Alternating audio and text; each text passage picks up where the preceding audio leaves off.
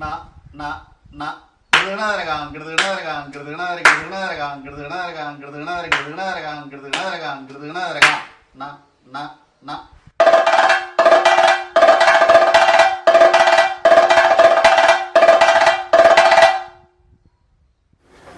നമസ്കാരം. വൈത്താരിയിലേക്ക് എല്ലാവർക്കും സ്വാഗതം. പി ഡി നമ്പൂതിരി, അദ്ദേഹത്തെ പ്രത്യേകം പരിചയപ്പെടുത്തേണ്ടതില്ല. അത്രയധികം പ്രശസ്തനാണ് അദ്ദേഹം. സീനിയറായ കലാകാരനാണ്. കൊട്ടക്കൽ പി ഡി നമ്പൂതിരി എന്ന പേരിലാണ് അദ്ദേഹം കഥകളി ലോകം ഒട്ടുമിക്ക ആസ്വാദകരും അറിയുന്നത്. പക്ഷെ അദ്ദേഹത്തിൻ്റെ ഒരു പിൽക്കാല ചരിത്രമുണ്ട്. അത് കഥകളി ചെണ്ട അഭ്യസിച്ച കലാകാരൻ എന്ന നിലയ്ക്കുള്ളതാണ്. കലാമണ്ഡലത്തിൽ 4 വർഷം കോഴ്സ് കഴിഞ്ഞതിന് ശേഷമാണ് അദ്ദേഹം കോട്ടയ്ക്കൽ PSV നാട്യസംഘത്തിൽ കഥകളി സംഗീതം അഭ്യസിക്കാൻ ചേർന്നത്. അപ്പോൾ കൃത്യമായ പഠന പരിശീലന പ്രയോഗങ്ങൾ അദ്ദേഹത്തിന് വാദ്യമേഖലയിൽ ഉണ്ട് എന്നർത്ഥം. ആ നിലയ്ക്ക് തന്നെ അദ്ദേഹം പലപ്പോഴും കഥകളി അരങ്ങിലും തായമ്പകയിലുമായി നമുക്ക് വല്ലപ്പോഴൊക്കെ കാണുകയും ചെയ്യാം. എങ്ങനെയും മുതിർന്ന ആചാര്യന്മാരുടെ കീഴിൽ പഠിച്ച് ഇപ്പോൾ കഥകളി അരങ്ങിൽ മുതിർന്ന കലാകാരനായി തന്നെ തൻ്റെ സംഗീതത്തിലൂടെ എന്ന് പറഞ്ഞിട്ടുണ്ടെങ്കിൽ ആ സംഗീതത്തിന് പി ഡി നമ്പൂതിരി ശൈലി തന്നെയുണ്ട്. അദ്ദേഹം ആവിഷ്കരിക്കുന്ന ഓരോ രാഗങ്ങളും ആ രാഗത്തിൻ്റെ ആലാപന സഞ്ചാരങ്ങളുടെ പദ്ധതികൾ മുഴുവൻ അദ്ദേഹത്തിന് മാത്രം അവകാശപ്പെട്ടതാണ് എന്ന് തോന്നും. മറ്റൊരാൾക്കും അത് പാടി അതേപോലെ പാടുന്നതിന് വളരെ ബുദ്ധിമുട്ടുണ്ട്. ആ ബുദ്ധിമുട്ടുണ്ട് എന്ന് പറഞ്ഞാൽ അത് അത്രയധികം ഗഹനമായ ആ രാഗത്തിൻ്റെ ആഴത്തിലേക്ക് ഇറങ്ങിച്ചെന്ന് അദ്ദേഹം കഥകളി സംഗീതം ആലപിക്കുന്നു എന്നുള്ളതാണത്. വളരെ ഞാൻ അദ്ദേഹത്തിൻ്റെ പാട്ടിൻ്റെ അതിനെക്കുറിച്ചൊന്നും പറയുന്നില്ല. എങ്ങനെയും കഥകളി സംഗീതത്തിൽ പ്രത്യേക ആലാപന ശൈലിക്ക് ഉടമയായ പി ഡി നമ്പൂതിരി കൊട്ടിൻ്റെ കൃത്യമായ പ്രയോഗങ്ങളെക്കുറിച്ച്, അതിൽ അരങ്ങിലെങ്ങനെ പ്രവർത്തിക്കണം, കളരിയിലെങ്ങനെ ആയിരിക്കണം എന്നുള്ളതിനെക്കുറിച്ച് കൃത്യമായ ധാരണയുള്ള പി ഡി നമ്പൂതിരി അദ്ദേഹത്തെ ആണ് ഇന്ന് നമുക്ക് അദ്ദേഹത്തിൻ്റെ കഥകളാണ് ഇന്ന് നമുക്ക് കേൾക്കാനുള്ളത്. അദ്ദേഹത്തോട് ചോദ്യങ്ങൾ ചോദിക്കുന്നത് പ്രശസ്തനായ വി കലാധരൻ, കലാമണ്ഡലത്തിലെ മുൻ അസിസ്റ്റൻ്റ് രജിസ്ട്രാറായിരുന്നു. അദ്ദേഹമാണ് ഈ പി ഡി നമ്പൂതിരിയോട് ചോദ്യങ്ങൾ ചോദിക്കുന്നത്. കലാധരനെയും ഞാൻ ഒരു പരിചയപ്പെടുത്തേണ്ട ആവശ്യമില്ല. കഥകളി ലോകം എന്നല്ല, കലാലോകം മുഴുവൻ അറിയുന്നതാണ് ഈ കലാധരൻ. അദ്ദേഹത്തിന് വേറെ വാലുകളൊന്നും വേണ്ടതില്ല, അല്ലെങ്കിൽ കലാമണ്ഡലം കലാധരൻ എന്നോ അല്ലെങ്കിൽ മറ്റെന്തെങ്കിലും വേണ്ടതില്ല അർത്ഥം. ഈ കലാധരൻ എന്ന് പറഞ്ഞാൽ അദ്ദേഹത്തെ അറിയും. അത്രയധികം പ്രശസ്തരായ കലാകാരന്മാരോടൊപ്പം ഇടപഴകുകയും അവരെക്കുറിച്ച് കൃത്യമായ ധാരണകളും ഉള്ളതാണ് കലാധരൻ്റെ കാഴ്ചകൾ. അത് ഇപ്പോൾ രാജ്യം ആദരിച്ച ശോഭന ഉൾപ്പെടെ, അല്ലെങ്കിൽ അലമേൽ വള്ളി, അങ്ങനെ ഓരോ നർത്തകിമാരുടെയും പ്രത്യേക ചലനങ്ങൾ, അവരുടെ അവതരണങ്ങളെക്കുറിച്ചുള്ള ധാരണ, അതുപോലെ തന്നെ കച്ചേരിയിലുള്ള പ്രശസ്തരായ കലാകാരന്മാർ, കഥകളിയിലുള്ള കലാകാരന്മാർ, അത് വേഷം, പാട്ട്, ചെണ്ട, മദ്ദളം എന്ന് വേണ്ട എല്ലാ കലാകാരന്മാരെക്കുറിച്ചും കൃത്യമായ ധാരണകളുള്ളതാണ്. അദ്ദേഹം അത് പലപ്പോഴും എഴുതിയിട്ടുമുണ്ട്. കാലത്തിൻ്റെ ഈ മാറ്റത്തിൽ കലാകാരന്മാർ അരങ്ങത്ത് ഏതെങ്കിലും സമയങ്ങളിൽ തൻ്റെ പ്രവൃത്തിയിൽ പോരാതെ വരികയോ അല്ലെങ്കിൽ അദ്ദേഹത്തിന് അത് തൃപ്തി വരാതെ വരികയോ ചെയ്യുമ്പോൾ അദ്ദേഹം പലപ്പോഴും വളരെ കണിശമായ ഭാഷയിൽ അത് നിരൂപണ രൂപേണ ഓർമ്മിപ്പിക്കാറുമുണ്ട്. എങ്ങനെയും കലാധരനാണ് ഇന്ന് ഈ പി ഡി നമ്പൂതിരിയോട് ചോദ്യങ്ങൾ ചോദിക്കുന്നത്. ഞാൻ ഇത്തരം ഒരു ആവശ്യം കലാധരനോട് പറഞ്ഞപ്പോൾ പി ഡി നമ്പൂതിരിയുമായി ധാരാളം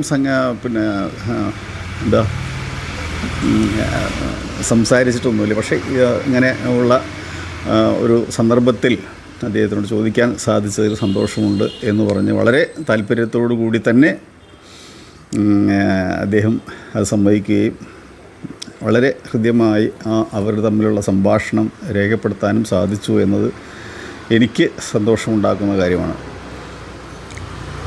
എങ്ങനെയും ഞാൻ ബഹുമാനിക്കുന്ന രണ്ട് വ്യക്തികളാണ് ഇന്ന് വ്യക്തികളെയാണ് ഇതിലൂടെ നമുക്കറിയാൻ സാധിക്കുന്നത്.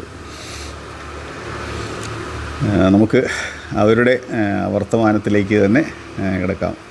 Kottakkal P D Namboothiri, V Kaladharan എന്നിവരെ ഈ വായ്ത്താരിയിലൂടെ അവതരിപ്പിക്കുന്നു. നമസ്കാരം. വിശ്വോത്തര കലയായ കഥകളിയിലെ ആചാര്യ പരമ്പരയെ പരിചയപ്പെടുത്തുന്നതിൻ്റെ ഗാഠമായി അവരെ പരിചയപ്പെടുത്തുന്നതിൻ്റെ ഭാഗമായി ഈ ലക്കത്തിൽ നമ്മളോടൊപ്പം സംസാരിക്കുന്നത് ശ്രീ കോട്ടക്കൽ പി ഡി നമ്പൂതിരിയാണ്. കഥകളി ചെണ്ടയിലും അതിലുപരി കഥകളി സംഗീതത്തിലും തൻ്റേതായ ഒരിടം കളിയരങ്ങിൽ നേടിയ മഹനീയമായൊരു വ്യക്തിത്വമാണ് ശ്രീ പി ഡി നമ്പൂതിരി. അദ്ദേഹത്തിൻ്റെ ജീവിതത്തിലേക്കും കലയിലേക്കും നമുക്ക് സഞ്ചരിക്കാം. അപ്പോൾ നമ്മൾ നേരത്തെ ചോദിച്ചതുപോലെ ഈ ജന്മസ്ഥലം ശരിക്കുള്ളത് എവിടെയാണ്? അത് കരിമണ്ണൂർ, തൊടുപുഴയ്ക്കടുത്ത്. അവിടെ അച്ഛൻ അവിടെ വീതം വന്നതിൽ അവിടെയാണ് അച്ഛൻ. ഞങ്ങൾ ഇപ്പം 7 പേരുണ്ട്. 7 പേരും അവിടെയാണ് ജന്മം. പിന്നെ ചില സാങ്കേതിക കാരണങ്ങൾ കൊണ്ട് അവിടുന്ന് പൂക്കളത്തേക്ക് മാറുകയായിരുന്നു. പൂക്കളം കൂത്താട്ടോളം. ഇപ്പോൾ തൊടുപുഴ എന്ന് പറഞ്ഞൊരു സ്ഥലത്തിനൊരു കലാ സാംസ്കാരിക പാരമ്പര്യം എന്നുള്ളത് അങ്ങനെ കേട്ടിട്ടില്ല. അവിടുന്ന് അങ്ങനെ കാര്യമായിട്ട് ആരും വന്നതായിട്ട് അറിയില്ല ഏതെങ്കിലും മേഖലയിൽ. പക്ഷേ അത് കൂത്താട്ടുകുളം അങ്ങനെയല്ല. കൂത്താട്ടുകുളം ആകുമ്പോൾ അതിന് കുറച്ച് വ്യത്യാസമുണ്ട്. അപ്പോൾ കൂത്താട്ടുകുളത്ത് വന്നതിന് ശേഷമാണോ ഈ കലകളൊക്കെ ആയിട്ടൊരു ബന്ധം? ഞാൻ കൂത്താട്ടുകുളത്ത് വരുമ്പം എനിക്ക് 6 വയസ്സായിരുന്നു. അതാ ഞാൻ പറഞ്ഞു, 6 വയസ്സിൽ വന്നു. അത് കഴിഞ്ഞ് അവിടെ 1, 2 ക്ലാസ്, 3 ക്ലാസ്. അങ്ങനെ അച്ഛൻ പൊതുവെ ഈ മൃദംഗം വായിക്കും. മൃദംഗമുണ്ട്, അത്യാവശ്യം പാട്ടുണ്ട്. ഈ യാത്രകളി അതിലെ പാട്ടുകാരനും ചെണ്ടക്കാരനും ഒക്കെ അച്ഛനാണ്. അപ്പം പുള്ളി എല്ലാം നോക്കിക്കാണുന്ന ഒരു പാർട്ടിയാണ്. എനിക്ക് ഞങ്ങളെങ്ങനെയാണെന്ന് വെച്ചാൽ അവിടെ ഉത്സവത്തിന് കവുങ്ങിൻ്റെ കൊടിമര, അപ്പം അതിൻ്റെ 4 കാലുണ്ട്. അപ്പം ഈ ഉത്സവം കഴിഞ്ഞാൽ ഈ കാല് ചെണ്ടയാകും. എന്നിട്ട് അങ്ങനെ എഴുന്നള്ളിപ്പും കാര്യങ്ങളൊക്കെ പ്രദർശനവും. ഞങ്ങളൊരു 3-4 പിള്ളേർ. അപ്പം അങ്ങനെ ഒരു ചെണ്ടക്കപ്പം. അമ്മ വഴിക്ക് കലാപാരമ്പര്യം എന്തെങ്കിലും ഉണ്ടോ? ഇല്ല, അമ്മ പാടും അത്യാവശ്യം. സംഗീതമുണ്ട്. സംഗീതം എന്ന് പറയുന്നത് ഒരു പൊതുവായിട്ട് ഒരു തായ് വഴിയിലും പൈതൃക വഴിയിലും രണ്ടിലുമുണ്ട്. അതുകൊണ്ടാണ്. അപ്പോൾ ആ സംഗീതം അങ്ങനെയായിരിക്കും. ആ സംഗീതത്തിലുള്ളൊരു ആഭിമുഖ്യം ഉണ്ടായതല്ലേ? അത് ജന്മനാ കിട്ടും. പക്ഷേ ഈ കൊട്ടിലോ? കൊട്ടിൽ പറഞ്ഞില്ലേ, ചെണ്ട കൊട്ടെന്ന് പറഞ്ഞാൽ എല്ലാവർക്കും പിള്ളേർക്കും ഒരു ഹരമുള്ളതല്ലേ. അപ്പം അങ്ങനെ ചെണ്ട കൊട്ടിലായിരുന്നു എനിക്ക് കുറച്ചുകൂടെ. അപ്പോൾ അച്ഛനും മൃദംഗമായിരുന്നു. പുള്ളി മൃദംഗം വലിയ കുഴപ്പമില്ലാണ്ട് പരിപാടിക്ക് പോലൊന്നുമല്ല, വായിക്കും, ചിലതൊക്കെ പറഞ്ഞു തരും. അപ്പം അങ്ങനെ അച്ഛൻ്റെ ഒരു ഇതിലാണ് മൃദംഗത്തിനോട്ട് ചേർത്തത് കലാമണ്ഡലത്തിൽ. സ്കൂൾ പഠിത്തം അപ്പോൾ എവിടം വരെ പോയി? 5 കഴിഞ്ഞു. 5 നിർത്തി. അത് കഴിഞ്ഞപ്പോൾ പിന്നെ എന്താ വേണ്ടതെന്ന് ആലോചിച്ചല്ലോ. അപ്പോൾ അതിലൊരു ആലോചിച്ചതല്ല. അപ്പം ഈ ചേട്ടൻ കോട്ടയ്ക്കലെ പാട്ടുകാരനായിരുന്നു. അപ്പം ചേട്ടനുമായിട്ട് അച്ഛനെ ആലോചിച്ചു, എന്നാൽ അവനെ കലാമണ്ഡലത്തിലൂടെ ചേർക്കാം. അങ്ങനെ ചേട്ടൻ്റെ ഒരഭിപ്രായം. ഓ അത് ശരി.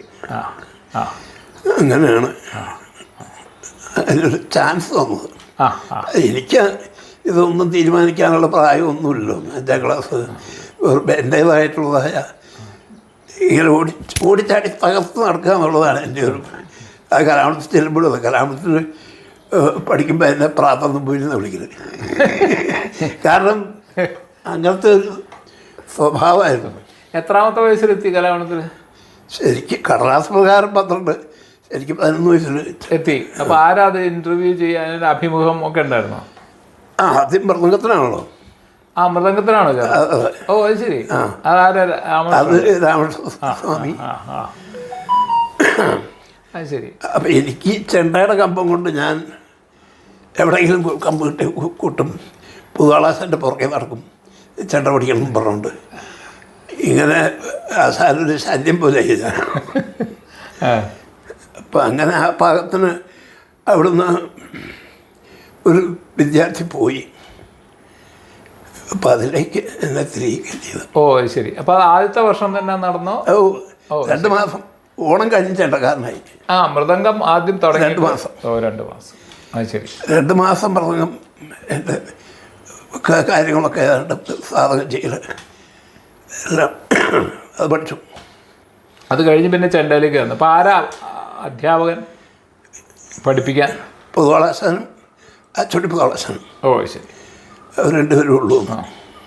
പാടക്കൈയൊക്കെ പഠിപ്പിച്ചതൊക്കെ തുടക്കം എല്ലാം പുതുവാളാശാൻ തന്നെയാണ്. ഓ ശരി. ക്ലാസ്സിന് പുതുവാളാശാൻ ഇല്ലാത്ത ദിവസമാണ് അച്ചോട്ടി പുതുവാളാശാൻ ക്ലാസ്സിന് വരവ്.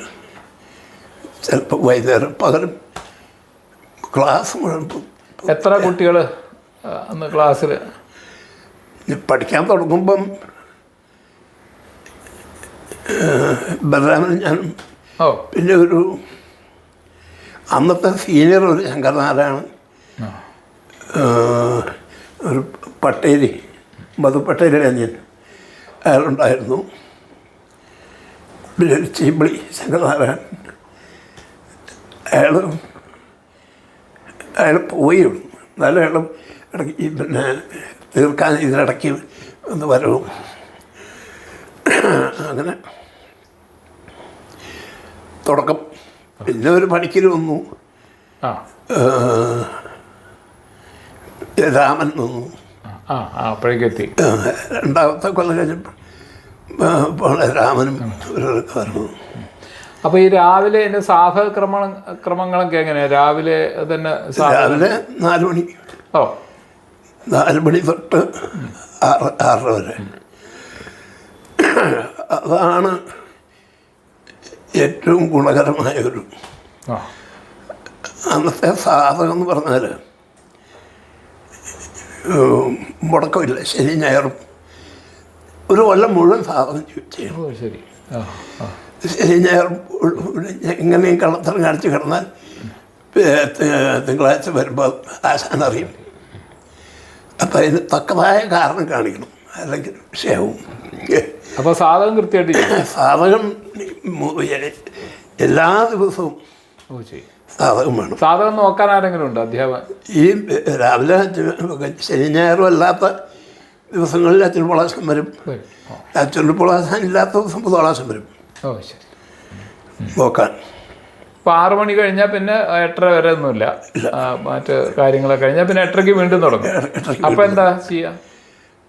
അതേ പാഠങ്ങൾ തന്നെയാണോ? അല്ല, ആദ്യത്തെ കൊല്ലം തായമ്പ തുടങ്ങും.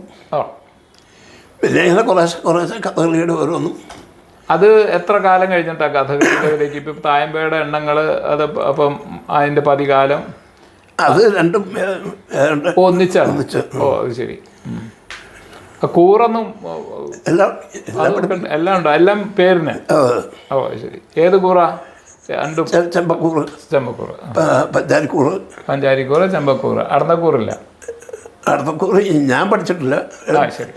അതൊക്കെ വരും. അടത്തക്കൂറൊക്കെ വരണമെങ്കിൽ പിന്നെ തായമ്പക ഒരാവശ്യം എന്നുള്ളത് ആശാന് തോന്നണം. ശരി. അപ്പം ബലരാമനെ അടത്തക്കൂറ് പഠിപ്പിച്ചായിരുന്നു. ഓഹോ. അപ്പം ഞാനത് കേട്ട് പഠിക്കലുണ്ടായുള്ളൂ. ഇപ്പോൾ കലാമണ്ഡലത്തിൽ ചേർന്ന വർഷം ഏതാണ്ട് 64 ചേർന്നു. ശരി. ആ കാലത്ത് മറ്റ് കലാവിഭാഗങ്ങളൊക്കെയോ അവിടെയൊക്കെ ഈ ആ കളരികളൊക്കെ കാണാൻ പോവുമോ, അല്ലെങ്കിൽ അവരെ ആയിട്ട് അതെങ്കിലും തരത്തിൽ പരിചയമുണ്ടോ? പരിചയം എല്ലാവരും ഒന്നിച്ചല്ലേ. മറ്റു കളികളിൽ ഭദ്ര കളരിയുണ്ട്. അതിൽ പൊട്ടിപ്പൊളാശാനും നമ്പീശുമുട്ടേനും. പിന്നെ വേഷത്തിൻ്റെ 4 കളരി, കുഞ്ചാശാൻ്റെയും രാമട്ടേശാൻ്റെയും 4 3 പത്മാശാൻ്റെയും. ശരി. ഗോപിയാശാന് മറ്റേ കളരിയായിട്ടില്ലായിരുന്നു, ഇരുത്തി പഠിപ്പിക്കലും. അത്രേ ഉള്ളൂ. കളരിയായിട്ടില്ല. പിന്നെ മോഹിനിയാട്ടമാണോ ഉള്ളത്? അത് ഉച്ച കഴിഞ്ഞിട്ടുള്ളൂ. രാവിലെ മോഹിനിയാട്ടം ആ ഒരു കളരിയിലുണ്ട്. ശരി. ഈ പത്മാശാന്റെ കളരിയുടെ നേരെ ഓപ്പോസിറ്റ് ആ ഒരു കളരിയിൽ മോഹിനിയാട്ടം. സത്യഭാമ ടീച്ചർ. എന്തായാലും പേര് ഭാസ്കർ റാവു. ഭാസ്കർ റാവു ഭരതനാട്യമാണ് അദ്ദേഹം ഉണ്ടായിരുന്നു. ടീച്ചറും ചിന്നമ്മയുണ്ട്. ഞാൻ പോയി. ശരി. ചന്ദ്രിക ടീച്ചറും സത്യഭാമ ടീച്ചറും ചന്ദ്രിക ടീച്ചറും ഈ ഭാസ്കർ റാവു. ശരി. അങ്ങനെ ഡാൻസ് ഉച്ച കഴിഞ്ഞാൽ ഇപ്പുറത്തെ കളരിയിൽ പിന്നെ ഡാൻസ് അപ്പുറം 2 സ്ഥലത്ത് ഡാൻസിലുണ്ടാവാറുണ്ട്. ശരി. ചുട്ടി അന്ന് രാമോഹനായിരുന്നു പഠിക്കാൻ. അത് കോപ്പറക്കകത്ത് തന്നെ, വേറെ സെപ്പറേറ്റ് കളരിയും. ഗോവിന്ദവാരാശൻ. പാട്ട് സംഗീതത്തിനോ? സംഗീതത്തിനന്ന് ഒരുപാട് പേരുണ്ട്. ശരി. മാടമ്പി, ശങ്കരൻ ഭ്രാന്തിരി, ഉണ്ണികൃഷ്ണ തമ്പീശൻ, തിരൂര് തമ്പീശൻ. അവരൊക്കെ കുട്ടികൾ, വിദ്യാർത്ഥികൾ. അധ്യാപകരായിട്ട് 7ാമത്തെ കൊല്ലത്തെയാണ്. അധ്യാപകരായിട്ട് നമ്പീശാശാനും ഗംഗാരാശാനും. ഞാൻ ചെന്ന് കഴിഞ്ഞിട്ടാണ് രാമവരാശാൻ വന്നത്, ശിവരാമനാരാശാൻ. ഇവരൊക്കെ ഉണ്ട്, എല്ലാം ഉണ്ട്. അപ്പോൾ ആ കളരികളിലൊക്കെ ഇപ്പോൾ ഈ ഇത് പഠിത്തം എന്ന് പറഞ്ഞത് നമ്മളിപ്പോൾ ഇതിൻ്റെ അഭ്യാസം കഴിഞ്ഞ് ആദ്യം കഥകളി കളരിയിലേക്ക് ചെല്ലണത് എപ്പോഴാണ്? അങ്ങനെ പുറപ്പാട് പഠിച്ചു കഴിഞ്ഞാൽ പുറപ്പാട് പോയി കൊട്ടാൻ പറയും. അപ്പോൾ ആരുടെ കളരിയിലാണ് പോയത്? അതിപ്പോൾ ചിലപ്പോൾ പത്മാശാന്റെ കളരി. അത് ശരി. ആരുടെ കളരി അവിടെ? ഏത് കളരിയിലാ ഒരു അങ്ങോട്ട് വിടും. ആശാൻ ഏതെങ്കിലും ആശാനും കാണും.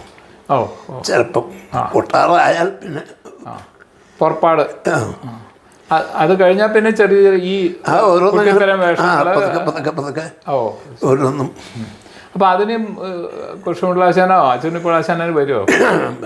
അതിന് കാര്യമായിട്ടുള്ള ജില്ലാട്ടം എന്ന് പറഞ്ഞാൽ കുഞ്ചാശാൻ്റെ കളരിയും രാമകൃഷ്ണൻ്റെ കളരിയാണ്. എല്ലാ പൽപ്പാശാൻ്റെ കളരി അതെ. അപ്പം അതിൽ ഏതെങ്കിലും ഒരു കളരി ഞങ്ങൾക്ക് കൊട്ടാറാവാത്ത കാലത്ത് അച്ഛനിപ്പിള്ളാശാനാണ് കളരിയിൽ കൂട്ടിക്കൊണ്ടിരുന്നത്. അപ്പോൾ പുറപ്പാട് കൂട്ടിക്കഴിഞ്ഞാൽ ആശാൻ കൂട്ടും. കളരി ഇല്ലാത്തപ്പോൾ ആണെങ്കിൽ ഇപ്പറയും മുട്ടിയിൽ ഇന്ന് കൊട്ടും. അങ്ങനെ കൃഷ്ണപിള്ളാശാൻ അപ്പോൾ അതിനൊന്നും വരില്ല, കടലിലേക്ക് കുറവാണ്. അത് ശരി. ആശാൻ പഠിപ്പിക്കുന്ന കളരി മാത്രമേ ഉള്ളൂ. അല്ലെങ്കിൽ പിന്നെ വരാൻ പാടില്ല എന്നല്ല. അതെ, അതിൻ്റെ ആവശ്യം അച്ഛനിപ്പിള്ളാശാൻ ഉണ്ടല്ലോ. അതെ. അപ്പോൾ ഇവർ രണ്ടുപേരും മാത്രമേ ഉള്ളൂ. ചെണ്ടയ്ക്ക് വേറെ ആരുമില്ല. മറ്റേ പാട്ടിന് മറ്റേ കാവുങ്ങല് മാധവ പണിക്കരുണ്ടോ? ഇല്ല. ഞാനവിടെ ചെല്ലുമ്പോൾ കണ്ടിട്ടുണ്ടെന്നേ ഉള്ളൂ. ശരി. അല്ലാണ്ട് പിന്നെ ഒരു വാദ്യാര നിലവാരത്തിൽ ഞാൻ കണ്ടിട്ടില്ല. ഇല്ല.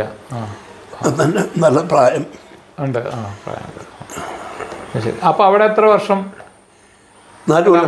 4 കൊല്ലം എന്ന് പറയുമ്പോൾ 64 ചെന്നിട്ട് 68 എന്ന് പറയുമ്പോൾ 67 കൃഷ്ണപിള്ളാശൻ പോയി കഴിഞ്ഞ് ആരെങ്കിലും വന്നു? മലയാള ദേശം വന്നു. മനാഴ്ച വന്നു. അത് ശരി, ഉടനെ വന്നു. ആ. അത് ശരി. അപ്പോൾ മന്നാടി ദേശൻ്റെ കളരിയിലും ഉണ്ടായിരുന്നു അല്ലേ? ആ അപ്പോഴത്തേക്കും ഞങ്ങൾ ആ സീനിയർമാരായില്ലേ. ഇപ്പം കളരിയിലും രാത്രി ക്ലാസ്സിന് ആ മലയാള ദേശം. പിന്നെ തായമ്പക ഇത് കൂട്ടൽ ആ മലയാള ദേശം ചിലപ്പോൾ ചെയ്യാറുണ്ട്. അരങ്ങേറ്റം എവിടെയായിരുന്നു? കലാമത്ത് തന്നെ ഓഗസ്റ്റ് 15 ആവശ്യം 15 എന്തായിരുന്നു? ഏതിനാ കൊട്ടിയത്? പുറപ്പാട് മേളപ്പതും. പുറപ്പാട് മേളപ്പതും. ആ മേളപ്പതും കൊട്ടി. ആരാ കൂടെ? അന്ന് ഞങ്ങളുടെ നാട്ടുകാരനൊരു രാമകൃഷ്ണമാരാറുണ്ടായിരുന്നു. ഓ ശരി. അദ്ദേഹമായിരുന്നു കൂടെ മദ്രത്തിന്. അതെ. പാടാൻ വെൺമണിയും രാജേന്ദ്രനും, വെള്ളവടി രാജേന്ദ്രൻ, അവർ രണ്ടുപേരായിരുന്നു പാട്ട്. അങ്ങനെ ഒറ്റയ്ക്കായിരുന്നു മേളപ്പദം? ആ അത് ശരി. അരങ്ങേറ്റമില്ല. അരങ്ങേറ്റം. ആ അത് കഴിഞ്ഞ് പിന്നെ വേഷത്തിന് കൊട്ടൽ അവിടെ ഉണ്ടായിട്ടുണ്ടോ? ചുരുക്കമാണ്, നല്ല അത്യാവശ്യം. ആ അത് ഈ കുട്ടിത്തരം വേഷങ്ങൾ. അത് ശരി. അന്ന് ആരാ കുട്ടിത്തരക്കാർ? ഇവരൊക്കെ കുട്ടിത്തരക്കാരൻ. പിന്നെ അന്ന് വേഷത്തിന് ഷാരി വാസു, ABS, ഈ വാസു, നെല്ലിയോട്, അങ്ങനെ കുഞ്ചാസല്ല, അപ്പുറേ കേശവദേവ്, പിന്നെ ഗോപിനാഥൻ, പിന്നെ മധുപ്പട്ടേരി, പിന്നെ രണ്ടുപേർക്കുണ്ട്. പത്മാശാലകളിൽ രാമകൃഷ്ണൻ നടരാജൻ, ചന്ദ്രൻ, ശങ്കരനാരായണൻ, അങ്ങനെ. അപ്പോൾ ആ അവരുടെ വേഷങ്ങൾക്ക് കൊട്ടിയിട്ടുണ്ടോ ആ കാലത്ത്? ചെറുതായിട്ട് ആ കാലത്ത് അവർക്കൊന്നും അങ്ങനെ സ്റ്റേജിൽ വേഷങ്ങൾ അങ്ങനെ ഇല്ല, കുറവാണ്. അപ്പോൾ കളിയുടെ കൂടെ കളികളുണ്ടാവും, കലാമണ്ഡലത്തിന് കളികളുണ്ടാവുമ്പോൾ കൂടെ പോവും? കൂടെ പോവും. കൊട്ടലൊക്കെ കമ്മി, ഇടയ്ക്ക് ഡബിളിന് കയറ്റി നിർത്തും. ഡബിൾ നിർത്തും. അതല്ലാതെ പിന്നെ ഈ അവസാനത്തെ കഥയ്ക്കോ അങ്ങനെ? രൗദ്രമണക്ക് വരുമ്പം അത് ശരി. അല്ല അപ്പം ഇതിന് മൈനറൊന്നുമില്ല അന്ന്? മൈനർ സെറ്റ് അങ്ങനെയുള്ളത്? മൈനർ സെറ്റ് തുടങ്ങിയിരുന്നു. അത് ശരി. ആ അപ്പോൾ അതിൽ കൊട്ടണതാരാ? അച്ചുർപ്രളാശം പോവും. ഓ ഓ ഓ ഓ ശരി. പിന്നെ ഒന്ന് ഞങ്ങളുടെ ഒരു ശങ്കരനാരായണൻ, വേറെ 1-2 പേരുണ്ട്. ഓ ശരി. സീനിയറാ? ഓ അവരാണ് കൊട്ട്. അപ്പോൾ കോഴ്സ് 4 വർഷം കഴിഞ്ഞ് അത് കഴിഞ്ഞിട്ട് പിന്നെ അവിടെ നിന്നില്ല? ഇല്ല. പിന്നെന്താ ഇത് അവിടുന്ന്? കലാമണ കോഴ്സ് കഴിഞ്ഞ് അപ്പോഴും 15 വയസ്സ് കാണുള്ളൂ.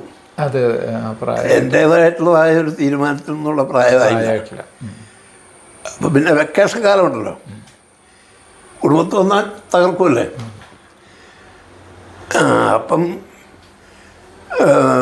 ഈ പറഞ്ഞ മാതിരി ചേട്ടൻ്റെ ഇടപാടിൽ കോട്ടയ്ക്കൽ ഒരു കൊല്ലം ചെണ്ടയ്ക്ക് കുട്ടന്മാരാശൻ്റെ അടുത്ത്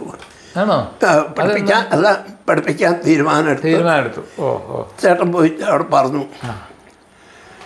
അപ്പം പിന്നെ കലാമണ്ഡലത്തിൽ പഠിച്ചതുകൊണ്ട് അവിടെ സ്റ്റൈഫൻഡിൽ എടുക്കില്ല. ഓ ശരി. കാശ് കൊടുത്ത് പഠിക്കാൻ അങ്ങനെ ഇരുന്ന് അങ്ങനെ ഒരു പ്രാവശ്യം വന്നപ്പോഴേ പാട്ടിനാണെങ്കിൽ അവിടെ ഒരു ഒഴിവുണ്ട്, അവന് പാട്ട് ചേർത്താലോ അച്ഛനോട്. ആയിക്കോട്ടെ. അല്ല ഇപ്പോൾ ഈ ചെറിയ പൈസ കൊടുത്ത് പഠിപ്പിക്കാൻ ബുദ്ധിമുട്ടുണ്ടായിട്ടില്ല, അതുകൊണ്ടല്ല അപ്പോഴാണ് ഈ പാട്ട് വിഷയം കയറി വന്നത്. അത് ശരി. നമുക്കിപ്പോൾ പാട്ടായാലും കൊട്ടായാലും എന്തായാലും പാട്ടിനോട് മോഹം ഉണ്ടല്ലോ. ആ കാലം അങ്ങനത്തെയാണ്.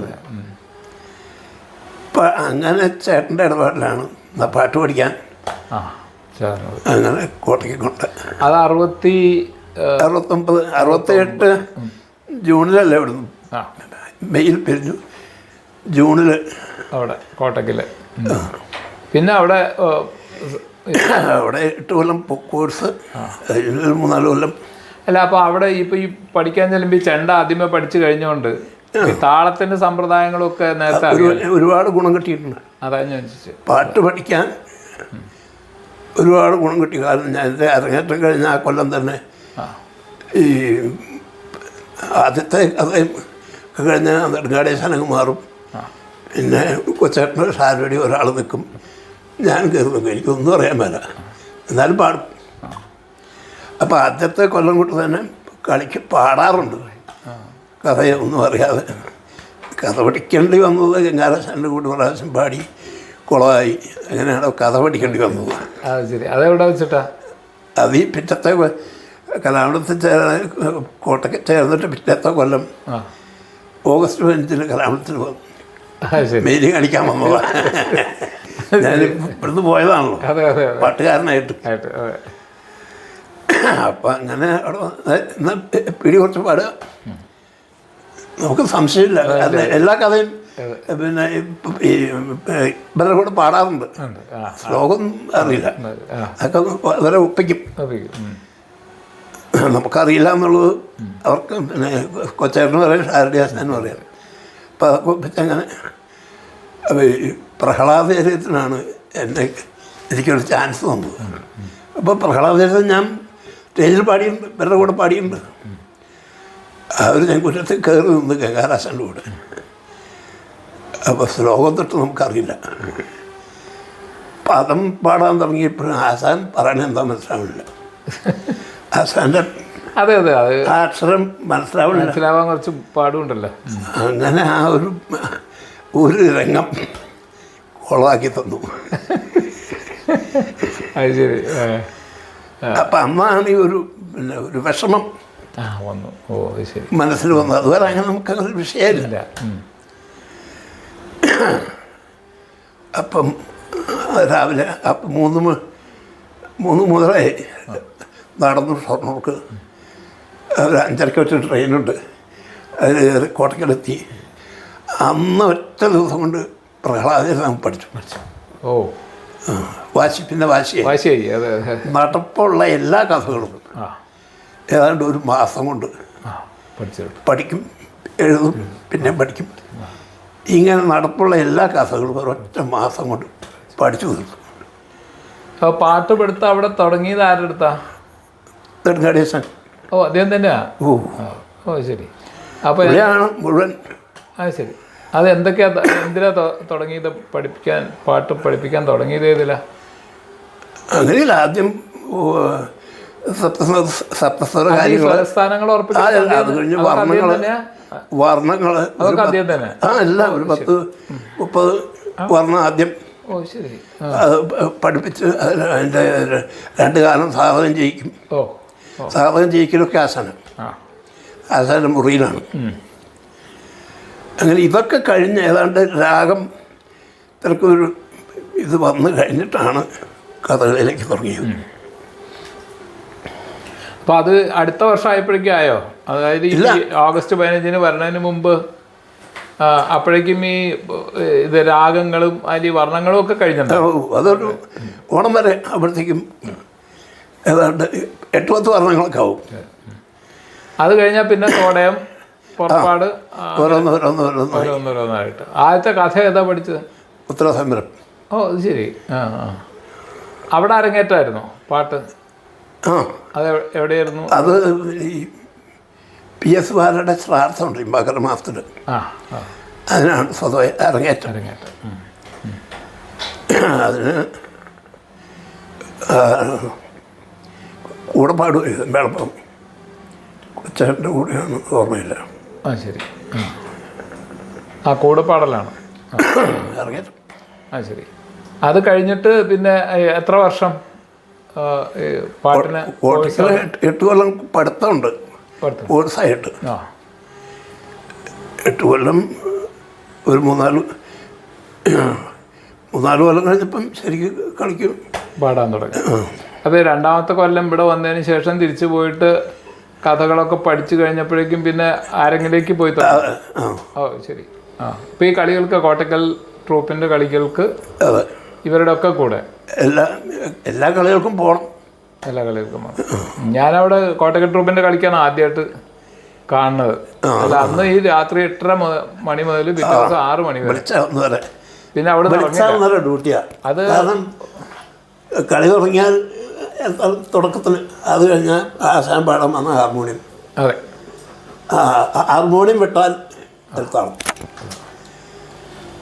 അത് ഇവരും ഇങ്ങനെ മാറി മാറി വരും. ആദിവാസി നെടുങ്ങാടി വന്നു, പിന്നെ കൊച്ചേട്ടൻ വന്നു, പിന്നെ ഗോപാലപിഷാരടി വന്നു. അപ്പോഴൊക്കെ ഈ ആള് മാറ്റമില്ല. ഇല്ല നമുക്ക് മാറ്റമില്ല. കൂടെ പാടാൻ വെച്ചാൽ കൂടെ പാടാൻ, അല്ലെങ്കിൽ ഹാർമോണിയം ഇട്ടാൽ, അല്ലെങ്കിൽ അൽത്താളം. അത് ഒരുപാട് ഗുണം ചെയ്തു കേട്ടോ. അതെങ്ങനെ എത്ര വർഷം തുടർച്ചയായിട്ട്? 8 കൊല്ലം. ആശാൻ 8 കൊല്ലമില്ല, 6ാമത്തെ 7ാമത്തെ കൊല്ലത്തിൽ ആശാൻ പിരിഞ്ഞു. പിന്നെ എനിക്ക് അത്രയും പ്രശ്നം വന്നില്ല. ഈ പിന്നെ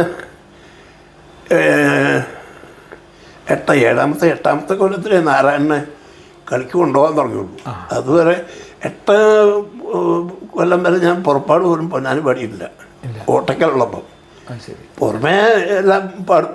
പുറത്ത് എവിടെയെങ്കിലും കളിക്ക് പോയാൽ പൊന്നാനി പാടും. കോട്ടയ്ക്കൽ സെറ്റിൽ ഒരു പുറപ്പാട് പാടുന്നത് എവിടെയാന്ന് നാരായണൻ വന്നതിന് ശേഷമാണ്. ശരി. അത് അതിനു മുമ്പ് വരെ പാടിയിട്ടില്ല. അല്ല, ഇത് ആവശ്യമില്ല. അപ്പോൾ ആ കാലത്ത് ഇങ്ങനെ അവിടെ പാടിക്കൊണ്ടിരിക്കുന്ന കാലത്ത് തന്നെ, പഠിക്കുന്ന കാലത്ത് തന്നെ പുറമേ പാടാൻ പോയിരുന്നോ? ആരുടെയൊക്കെ കൂടെ? അന്ന് എംബ്രാസിന് വിളിക്കും, ഹൈദരാബാദ് വിളിക്കും. പലരും ഗംഗാരാശാൻ ഉർപ്പാസാൻ വന്നപ്പോൾ ഉർപ്പാസാൻ വിളിക്കും. ഗംഗാരാശാൻ പിന്നെ ഇത് കഴിഞ്ഞിട്ട് വിളിക്കാറുണ്ടായിരുന്നുള്ളൂ. കോഴ്സൊക്കെ കഴിഞ്ഞ് പുറത്തിറങ്ങി അതിന് ശേഷം അതിന് മുമ്പ് വിളിച്ചിട്ടില്ല. ഇവരൊക്കെ പക്ഷെ അതിന് മുമ്പും വിളിക്കും. അതിന് മുമ്പെന്ന് പറഞ്ഞാൽ ഒരു ചെർപ്പളശ്ശേരി ഒരു കർണശബദം പാടി. ഇത് കഴിഞ്ഞ പിന്നെ ഗംഗാരാശാനാണ് എനിക്ക് ദേഷ്യമാണ്. ഞാൻ പുള്ളിയെ കാണാൻ മൈൻഡ് ചെയ്യുമ്പോഴും ഈ ഒരു പരിപാടി കഴിഞ്ഞ ഈ കർണശബദം എനിക്ക് പാടേണ്ടി വന്നതാണ്. ശരി. ചെറുപ്പശ്ശേരി ഞാൻ പാടാൻ ഉദ്ദേശിച്ചതല്ല. പുള്ളിയുടെ കൂടെ ഞാൻ പാടിയാലെന്ന് ചോദിച്ചോണ്ടിരിക്കുക. രവീന്ദ്രനെ പാടിക്കൊണ്ടിരുന്നത്. രവീന്ദ്രൻ ഇവിടെ ഒന്നും പിടിച്ചാൽ ഇപ്പോൾ വരാം, എൽത്താളം ഇപ്പോൾ വരാമെന്ന് പറഞ്ഞാൽ അവന് പോയിട്ട് പിന്നെ ആ ഭാഗത്തേക്കില്ല. അങ്ങനെ എനിക്ക് പാടേണ്ടി വന്നതാണ്. അത് മുഴുവൻ പാടി. അത് അടിപൊളി. അങ്ങനെ ഒരു പാട്ട് ഉണ്ടായിട്ടുണ്ടെന്നാണ് ജനം പറയുന്നത്. അത്ര കേമായ ഒരു കർണശബദം. ഗോപേശൻ ശിവരാമേട്ടനും അത് അപ്പോഴത്തേക്ക് ഞാൻ പാട്ട് എന്താണെന്ന് ഞാൻ മനസ്സിലാക്കി. അപ്പോഴാണ് ഗംഗാരാശാൻ എന്താണെന്ന് ഞാൻ മനസ്സിലാവുന്നത്. അതുവരെ എന്താണ് ഗംഗാരാശാൻ ചിന്തിച്ചിട്ടില്ല. ഈ ഒരു ഇതോടുകൂടി എനിക്കൊരു ആരാധനയായി ഗംഗാരാശാൻ്റെ പാട്ട്. നമ്പീശാശാൻ്റെ കൂടെ വളരെ 3-4 സ്റ്റേജ്. പിന്നെ ഒരുപാട് ശിഷ്യന്മാരുണ്ടല്ലോ. അപ്പോൾ പിന്നെ അതിൻ്റെ അവസരങ്ങളുടെ പ്രശ്നമില്ല, ഇഷ്ടംപോലെ ആളുണ്ട്. അതെ. എന്നാലും ചില അത്യാവശ്യം ഒരു പിന്നെ പുഷ്കരബലോചന പാടിയിട്ടുണ്ട്, ഒരു സഹോദരി രാജ്ഞി, അങ്ങനെയുള്ള ഒരു 14. അപ്പോൾ ഈ എംബ്രാന്തിരിയൊക്കെ പറഞ്ഞിട്ടുണ്ട് എന്നോട്, ഇപ്പോൾ എവിടെയെങ്കിലും പാട്ടുണ്ടെങ്കിൽ ഇപ്പം 3ാമത് പാടാനായിട്ട് PD വിളിക്കാം. ഞാൻ എപ്പോഴും PD വിളിക്കാൻ പറയും. എന്ന് വെച്ചാൽ ആ PD ഉണ്ടെങ്കിൽ ഒരു ഉത്സാഹമാണ് പാടാൻ പറയും. എംബ്രാന്തിരി ശരിക്കും നോക്കിക്കഴിഞ്ഞാൽ നിങ്ങൾ രണ്ടുപേരും തമ്മിൽ ഒരു തരത്തിലുള്ള യോജിപ്പില്ല, ഒരു തരത്തിലുള്ള സാമ്യമില്ല. പക്ഷേ എന്നാൽ പോലും ഇപ്പം അത് ഉണ്ണികൃഷ്ണനുറുപ്പായാലും ശങ്കരൻ എംബ്രാന്തിരി ആയാലും ഹൈദരാലി ആയാലും ഇവർക്കൊക്കെ, ഇനിയിപ്പോൾ ഗംഗാരാശനായാലും, ഇവർക്കൊക്കെ ശങ്കിടിയായിട്ട് നിൽക്കാൻ അവരെ ഏറ്റവും അധികം ഇഷ്ടപ്പെടുന്ന ഒരാളെന്നുള്ള നിലയ്ക്കാണ് ഞാൻ എല്ലാവരും ഒരുപോലെ പറഞ്ഞിട്ടുണ്ട്. അപ്പോൾ അതിൻ്റെ പിന്നിലുള്ള ഒരു സംഗതി എന്താ, അതെന്താ അവരെ കൊണ്ട് അങ്ങനെ പറയിപ്പിക്കണമെന്നാണ്? അതിൻ്റെ സംഭവം എന്ന് പറഞ്ഞാൽ സംഗീതം എന്താണെന്ന് മനസ്സിലാക്കുക എന്നുള്ളതാണ്. പൊന്നാനിക്കാരൻ എന്താണ് പാടിയത് എന്നുള്ളത് ശങ്കിടിക്ക് മനസ്സിലാവണമെങ്കിൽ ശങ്കിടി ഈ പാടുന്ന പാട്ടിക്ക് നല്ല അറിവാണ് എന്താണ് സംഗീതം എന്നുള്ളതിനെ പറ്റിയിട്ട്. എനിക്കത് നെടുങ്ങാടി ആശാൻ്റെ ഒരു നിർബന്ധ ബുദ്ധിയാണ്. ആശാൻ്റെ പോണ കാലത്ത് വെറുതെ ക്ലാസ്സൊന്നും ഇല്ലാത്ത ദിവസം ഒരു ബെല്ലുണ്ടാകും, അടിക്കും ആശാൻ്റെ മുറിയിൽ. ഞാനവിടെ എവിടെയെങ്കിലും ഉണ്ടെങ്കിൽ ആ ബെല്ലടിച്ചാൽ ചെല്ലണം. എന്നാൽ പായെടുത്ത് വയ്ക്കാൻ പറയും.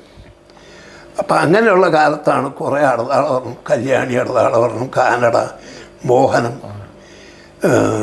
ഇങ്ങനെയുള്ള കുറച്ച് അടതാളവർണ്ണങ്ങൾ, ഇങ്ങനെ കുറേ കാര്യങ്ങൾ. അപ്പം എന്താണ് സംഗീതം എന്നുള്ളത് നിർബന്ധമായിട്ട് പഠിച്ചു. പിന്നെ അവിടെ TS മാധവൻകുട്ടി അദ്ദേഹത്തിൻ്റെ അവിടെ എല്ലാ കേമന്മാരുടെയും സ്കൂളുണ്ട്. ഒരു മിനിറ്റ് ഒഴിവ് കിട്ടിയാൽ അവിടെ പോയി അത് വയ്ക്കുക കേൾക്കുക. പിന്നെ മാധവൻകുട്ടിയുണ്ട്, അതിനെപ്പറ്റി ചർച്ചകൾ. ഇങ്ങനെ സംഗീതം എന്താണെന്ന് മനസ്സിലുള്ളതുകൊണ്ട് ആരെന്ത് പാടിയാലും അത് നമുക്ക് മനസ്സിലാവും. ഈ മനസ്സിലാവുന്നത് അതേപോലെ പാടാൻ പറ്റുമെന്നുള്ളതല്ല, മനസ്സിലാവും എന്നുള്ളത് തന്നെ എൻ്റെ ഒരു വിജയമാണ്. അതുപോലെ പാടിക്കണമെന്നില്ല. ഇപ്പം ഹൈദരാലിയൊക്കെ പാടുന്നത് മനസ്സിലായിട്ടും കാര്യമില്ല, അത് പാടാൻ ബുദ്ധിമുട്ടാണ്, എളുപ്പമല്ല. അപ്പം അത് മനസ്സിലാവും, എന്നാലും അതിൻ്റെ ഇടയ്ക്കിടയ്ക്ക് പോവാം, അത്രേ ഉള്ളൂ. അപ്പം ഈ സംഗീതം എന്താണെന്ന് മനസ്സിലാവുക. അങ്ങനെയുള്ള ഒരുത്തിന് ആർക്കായാലും ശങ്കടി പാടാൻ വലിയ ബുദ്ധിമുട്ടുണ്ടാവില്ലെന്ന് കണ്ടിരുന്നു. അത് എൻ്റെ ഒരു കേമത്തരമല്ല, എനിക്ക് കിട്ടിയ അഭ്യാസത്തിൻ്റെ ഗുണമാണ്. ഈ വാസു നെടുങ്ങാടി അദ്ദേഹത്തിൻ്റെ പാട്ടിൻ്റെ ഒരു രീതി ഞാൻ വളരെ ചെറുപ്പത്തിൽ കേട്ടതുകൊണ്ട് ഞാൻ അങ്ങനെ മാറിയെന്ന് അതിനെ ശ്രദ്ധിച്ചിട്ടില്ല. ഇങ്ങനെ കളിയുടെ കൂടെ ഇങ്ങനെ കേൾക്കുക എന്നല്ലാതെ. എന്താ അദ്ദേഹത്തിൻ്റെ ഒരു സവിശേഷത, അദ്ദേഹത്തിൻ്റെ പാട്ടിൻ്റെ ഒരു പ്രത്യേകത? ഇപ്പോൾ ഏതെങ്കിലും ഒരു പദത്തിൽ ഏതെങ്കിലും ഒരു രസത്തിനെ ഊന്നി അങ്ങനെയൊക്കെയാണോ, അതോ പൊതുവിലെല്ലാം കൂടി ചേർന്ന് അദ്ദേഹം സൃഷ്ടിക്കുന്ന ഒരു ഓളാണോ? എങ്ങനെയായിരുന്നു അദ്ദേഹത്തിൻ്റെ ഒരു ആ ബാണിയെപ്പറ്റി അധികം ആരും സംസാരിച്ചില്ല. ഞാൻ നമ്പിശാസ്ത്രനോട് ചോദിച്ചത് നമ്പിശാസ്ത്രൻ അങ്ങനെ കാര്യമായിട്ട് അതിനെപ്പറ്റി ഒന്നും പറഞ്ഞിട്ടില്ല. കൃത്യമായ രീതിയിൽ രാഗങ്ങളും കാര്യങ്ങളൊക്കെ അതാണ് നല്ലോണം പഠിച്ചിട്ടുണ്ട്. സംഗീതം അപ്പം ആ ഒരു ഇത് സംഗീതത്തിലെ മൊത്തം കേൾക്കും. ഒരു അനാവശ്യമായ ഒരു ശബ്ദം കേൾക്കില്ല, ആവശ്യമുള്ളതേ വരുള്ളൂ. പിന്നെ വലിയ ഹോ ഹോ എന്നുള്ള സംഗീതമൊന്നുമില്ല, ഉണ്ടെങ്കിലും ചെയ്യില്ല. ഇപ്പം ഈ നമ്പിശാസ്താൻ്റെ കൂടെ പാടിയ ഒരു പഴയ ഒരു കാമ്പോജ് കേട്ടിരുന്നു. ഇത് കേമായിട്ട് പഠിക്കണതല്ല, ദുർഗാദേശാനും നമ്പിശാസ്താനും അവരൊരു കാലത്ത് ഒന്നിച്ചൊരു ജോഡിയായ അത് ഇത് കേട്ടാൽ അറിയാം ജോഡിക്ക് ഇത്രയും നല്ലൊരു ജോഡി ഇല്ല അല്ലേ. ശരി. സ്വതേ നമ്പിശാസ്താൻ്റെ കൂടെ പലരും പാടിയാലും യോജിക്കും, കാരണം അദ്ദേഹത്തിൻ്റെ ഒരു രീതി കൊണ്ട്. പിന്നെ എല്ലാം മിക്കതും ശിഷ്യന്മാരായതുകൊണ്ട് അദ്ദേഹത്തിൻ്റെ എന്താണ് അദ്ദേഹം പാടണമെന്ന് അവർക്ക് അറിയാം. പക്ഷെ ഈ ഇദ്ദേഹമായിട്ടുള്ള ഒരു കോമ്പിനേഷനെ പറ്റി, ആ ഒരു യോജിപ്പിനെ പറ്റി നമ്മൾ കേട്ടറിവേ ഉള്ളൂ. ഇതാണ് അത് അദ്ദേഹത്തിന് അങ്ങനെ ചെയ്യാൻ പറ്റിയത് അദ്ദേഹത്തിൻ്റെ സംഗീതത്തിൻ്റെ അറിവുകൊണ്ടായിരിക്കാം. സാഹിത്യം എങ്ങനെയാണ്? സാഹിത്യമൊക്കെ കറക്റ്റാണ്. ചിട്ടയും കാര്യങ്ങളും എല്ലാം ഒന്നും മാറ്റമില്ല. അധികം കോട്ടക്കലിൽ നിന്നുകൊണ്ടാണോ ഇങ്ങനെ ഈ പുറം ലോകത്തിലേക്ക് അധികം ശ്രദ്ധിക്കപ്പെടാതെ പോയത്? അതോ ആയിരിക്കാം കോട്ടയിൽ തന്നെ, അതോ ഈ നമ്പിശാസ്താൻ്റെ ഒരു പ്രഭാവം കൊണ്ടാണോ? അതല്ല, കോട്ടയ്ക്കിൽ നിന്ന് പുറത്തേക്ക് പോകാൻ ബുദ്ധിമുട്ടാണ്. കാരണം അവിടുത്തെ കളികൾ ഇഷ്ടം പോലെ ഉണ്ട്. ഇതൊന്നും ഒഴിഞ്ഞിട്ട് വേണ്ട, അവിടെ കളിയുള്ളപ്പോൾ പോകാൻ പാടില്ല, എത്ര കാനനായാലും. അപ്പം എനിക്കൊക്കെ ഒരുപാട് പറ്റുന്നുണ്ട്. ഇവരൊക്കെ കളിക്ക് വിളിക്കും, വരാമെന്ന് പറയും, ഇവിടെ കളി കയറ്റാൻ പറ്റില്ല എന്ന് പറയും. അങ്ങനെ ഒരുപാട് സംഭവങ്ങൾ. അപ്പം അതുകൊണ്ട് തന്നെ ഇപ്പം ശേഖരേട്ടൻ തന്നെ എൻ്റെയൊക്കെ കോഴ്സ് ഞാൻ അവിടുന്ന് പോകുന്നതിന് ശേഷം പുറത്തേക്ക് ഇറങ്ങാൻ തുടങ്ങി വളരെ. പക്ഷെ ആ കാലത്ത് തന്നെ, പഠിക്കണ കാലത്ത് തന്നെ ഇവരുടെയൊക്കെ കൂടെ ഞാൻ കണ്ടിട്ടുണ്ടല്ലോ. അതായത് ഒരു 70കളിലൊക്കെ അന്ന് അവിടെ വിദ്യാർത്ഥിയായിരിക്കുന്ന കാലത്ത് തന്നെ ഈ ഹൈദരാലിയുടെ കൂടെയും ഭ്രാന്തിയുടെ കൂടെയും ഒക്കെ ഞാൻ ഉണ്ണീഷകുറുപ്പിൻ്റെ കൂടെ അതിങ്ങനെ മുങ്ങിപ്പോരണോ. അത് ശരി. ശരി. അങ്ങനെ അവർ സമ്മതിക്കുമോ ആ കാലത്ത്? പുറത്ത് കളിക്ക് പോവാം, കളിയുണ്ടെന്ന് പറഞ്ഞ് എഴുതി കൊടുത്ത് സാങ്ഷനാക്കി അങ്ങനെ പോവാം. അപ്പം ഈ മേളം ആദ്യം ഈ ചെണ്ട ഇങ്ങനെ പഠിച്ചത് കൊണ്ട് പിന്നെ പാട്ടിലേക്ക് ഒരുപാട് ഗുണം കിട്ടി. എന്തൊക്കെ ഗുണങ്ങളാ? എല്ലാം എന്താണ് സംഭവം എന്ന് അറിഞ്ഞുകൊണ്ടല്ലേ നമ്മളൊക്കെ പോണത്. കഥകളി എന്താണെന്ന് 4 കൊല്ലം വലിയ ഗഹനമായിട്ട് അറിഞ്ഞില്ലെങ്കിലും വേഷക്കാരുടെ പ്രവൃത്തി അറിയണമല്ലോ. കാരണം മേളക്കാരനാകുമ്പോൾ ചെണ്ടക്കാരൻ പ്രത്യേകിച്ച് വേഷക്കാരൻ ചെയ്യണതൊക്കെ അറിയണം. അപ്പം ആ ഒരു ജ്ഞാനം, പിന്നെ താളം, മുദ്രകാര്യങ്ങളും കലാശങ്ങളും ഒക്കെ പഠിക്കുമ്പോൾ തന്നെ ഞാൻ കലാശമൊക്കെ എടുക്കാറുണ്ട്. ശരി. ഒക്കെ കണ്ടല്ലോ. ശരി. ഞാൻ പറഞ്ഞില്ലേ, ഇങ്ങനെ ഓടി പ്രാന്തൻ എന്ന പേര്. അപ്പം ഇതെല്ലാം ചെയ്യും. ഒരു പ്രാവശ്യം കുഞ്ചുവാസൻ എന്തോ ഗ്രാമത്തിൽ പരിപാടി നടക്കുക. അപ്പം ഞാൻ നടത്താതിരിക്കുന്നത് കുഞ്ചുവാസൻ കസേരയിൽ ഇങ്ങനെ എന്നിട്ട് എനിക്ക് കുറച്ച് നാളെ ഇത് കാണിക്കണം കേട്ടോ. ഞാൻ അവരുടെ കളി നാളെ ഇത് കാണിക്കണം എന്നോട്. എന്താണെന്ന് എനിക്ക് അന്ന് മനസ്സിലായി. പിന്നെ ആലോചിച്ചപ്പോഴാണ് എൻ്റെ. അപ്പോൾ കോട്ടക്കൽ ചെല്ലുമ്പോൾ കോട്ടക്കൽ അന്ന് മേളത്തിന് കുട്ടന്മാരാശാനും കൃഷ്ണൻകുട്ടിയായിരുന്നു, മദ്ദളത്തിന് അച്ഛനാരും ഒരു ചങ്ങനാണ് അറിയാലോ. അപ്പോൾ ആ കാലത്ത് ഇപ്പോൾ ഈ പാട്ട് പഠിച്ചു കഴിഞ്ഞിട്ട് പിന്നെ ചൊല്ലിയാട്ടക്കളരിയിൽ പാടുമല്ലോ. ആ ചൊല്ലിയാട്ടക്കളരിയിൽ ആരുടെ കളരിയിലാണ് പാടുക? അപ്പോൾ കൃഷ്ണൻകുട്ടിയാശാൻ്റെ ഒരു കളരേ ഉള്ളൂ. അത് മാത്രമേ ഉള്ളൂ. അപ്പോൾ അത് കൊട്ടണതാരാ? അതിന് കൃഷ്ണൻകുട്ടിയേട്ടനാണ്. ഞാൻ ചെന്ന കാലത്ത് അത് കഴിഞ്ഞിട്ട് ഉണ്ണികൃഷ്ണൻ കൊട്ടാറായപ്പം ആശാനപ്പുറം കൃഷ്ണൻകുട്ടിയേട്ടൻ അപ്പുറം ചെണ്ടുകൊണ്ടിരിക്കും, ഉണ്ണികൃഷ്ണൻ കൊട്ടും. അങ്ങനെ ആ ചൊല്ലിയാട്ടത്തിൻ്റെ കൊട്ട് ഇപ്പോൾ കലാമണ്ഡലത്തിലെ ഒരു അഭ്യാസത്തിൻ്റെ രീതികളായിട്ട് താരതമ്യപ്പെടുത്തി നോക്കിയാൽ എത്ര വ്യത്യാസമാണ് കോട്ടക്കലെ ഒരു സമ്പ്രദായം? കോട്ടക്കലെ സമ്പ്രദായം എന്ന് പറഞ്ഞാൽ കൊട്ടിന് ചെണ്ടയുടെ ശബ്ദങ്ങൾ വളരെ കൃത്യമായിട്ട് നോക്കുന്ന ഒരാളാണ് കുട്ടന്മാരാശാൻ കൃഷ്ണൻകുട്ടിയേട്ടൻ. പിന്നെ മാത്രമല്ല കൈ പിടിക്കൽ ഇതിനെല്ലാം ഭയങ്കര നിർബന്ധമാണ്. വലത്തെ കൈന് 2 ശബ്ദമുള്ളൂ, ഇടത്തെ കൈന് 4 ശബ്ദം. പിന്നെ പറ്റിക്കുക എന്നുള്ളൊരു ഒരെണ്ണം കൂടെ. ഈ ഒരു ശബ്ദങ്ങളല്ലാതെ ഈ കുട്ടന്മാരാശാൻ്റെ ചെണ്ടോട്ടിന്ന് കേൾക്കില്ല. അത് കൃഷ്ണൻകുട്ടിയേട്ടനാണെങ്കിലും അതെ, അത് അത്ര അനാവശ്യ ശബ്ദങ്ങൾ, ബാക്കിയൊക്കെ അനാവശ്യമാണെന്നാണ്. ചെണ്ടയുടെ നിയമത്തിൽ ഉള്ളതല്ല. ഇടത്തെ കൈന് 4 ശബ്ദം, വലത്തെ കൈന് ഡീം നാം, പിന്നെ പറ്റിക്കലും. അത് ഈ തായമ്പകയിലുള്ള അവരുടെ ഒരു ഇതുകൊണ്ടാണോ, ആധികാരികത കൊണ്ടാണോ കുട്ടന്മാരാശാനൊക്കെ ഈ സ്ഥാനങ്ങളിൽ ഉറച്ച്? അല്ല, ഇത് നിയമമാണ്. അല്ല, പക്ഷെ കഥകളിക്ക് ആ നിയമം മാത്രം പോല. അതാ ഞാൻ പറഞ്ഞുകൊണ്ട് വന്നത്. കഥകളിക്കൊട്ടിന് ഇപ്പം പുതുവാളാശാനെ കൊട്ടണമെങ്കിൽ ഈ നിയമങ്ങളൊക്കെ ആശാനും ബാധകമാണ്. പക്ഷെ ആശാൻ പിന്നെ എന്താ കാണിക്കുന്നതെന്ന് വെച്ചാൽ അതിനെ വിട്ടു. അപ്പം ആ കാണിക്കുന്ന എത്ര വികടമാണോ ആ വികടം ആശാൻ്റെ കൂട്ടുള്ളൂ. അപ്പം അതിന് ശബ്ദം നിയമവും കാലമൊന്നും പ്രശ്നമല്ല. എന്നാൽ നിയമവും കാര്യങ്ങളും ഉണ്ട്. കയ്യൻ്റെ കോലിൻ്റെ നിയമം പൊതുവാളാശാന് ഭയങ്കര നിർബന്ധമാണ്.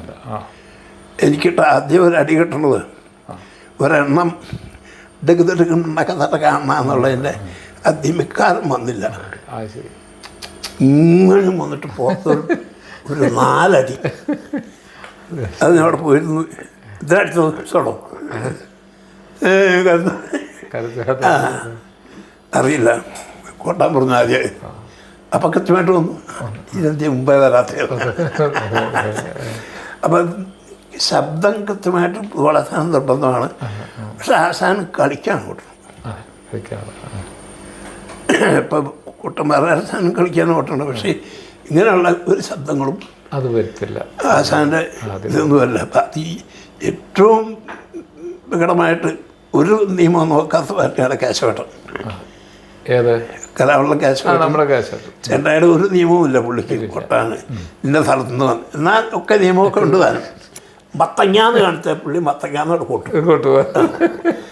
അത് അദ്ദേഹത്തിന് മാത്രമേ പറ്റുള്ളൂ. ചെണ്ടകൊട്ടിൻ്റെ ഒരു നിയമവും. പക്ഷേ നിയമം എന്നുള്ളൂ കൈ പിടിക്കൽ വലിയ വിഷയം. ഈ ഒരുപാട് പേര് ഇങ്ങനെ പിടിച്ചിട്ട് കൂട്ടും. ഇത് സ്വതവേ കുറച്ച് കഴിയുമ്പം ഈ അകലം കൂടും. ചെണ്ട മുഴുവനാകും കൂട്ട്. ഒരുപാട് പേര് കണ്ടിട്ടില്ലേ? നേരെ പിടിച്ച അത് കുട്ടന്മാരാശാൻ്റെ നിയമം അതാണ്. ഇങ്ങനെ പിടിച്ച് ഈ വിരൽ ഇങ്ങനെ വരരുത്, ഇങ്ങനെ ആകുമ്പോൾ ഇങ്ങനെ പറയും. ഇങ്ങനെ വരുള്ളൂ. ഇങ്ങനെ പറയുമ്പോൾ ചെണ്ടയുടെ ആ മറിയിൽ കറക്റ്റ് മറിച്ചിൽ ഒരു സ്ഥലത്താവും. പിന്നെ ഇടത്തെ കൈ സാധനം ചെയ്യുമ്പോൾ എനിക്കത് ഒരുപാട് ഗുണം കിട്ടിയിട്ടുണ്ട്. ചെല്ലാട്ടം കഴിഞ്ഞാൽ ഒരു 7 മണി വരെ അന്ന് കൃഷ്ണൻകുട്ടിയേട്ടൻ, പൂക്കാട്ടി, കേശവേട്ടൻ ഇവരൊക്കെ വൈദ്യരായാൽ ഒരു ജാതി സാധകമുണ്ട്. അപ്പം ഈ സാധകത്തിൽ ഞാൻ ചെന്ന് പെടും. അപ്പം അങ്ങനെ പെടുമ്പോഴാണ് കൃഷ്ണൻകുട്ടിയേട്ടൻ ഞാനിങ്ങനെ കൊട്ടിക്കൊണ്ടിരുന്നത്. പുള്ളി ബലമായിട്ട് പിടിച്ച് മാറ്റിയതാണ്. പിന്നെ ഇടത്തെ കൈ അമർത്തി കൊടുക്കണം. ഇടത്തെ കൈ ശരിക്കും അമർത്തി സാധകം ചെയ്ത് ശീലിച്ചാൽ ഏത് ഉരുളുപോലും വരും.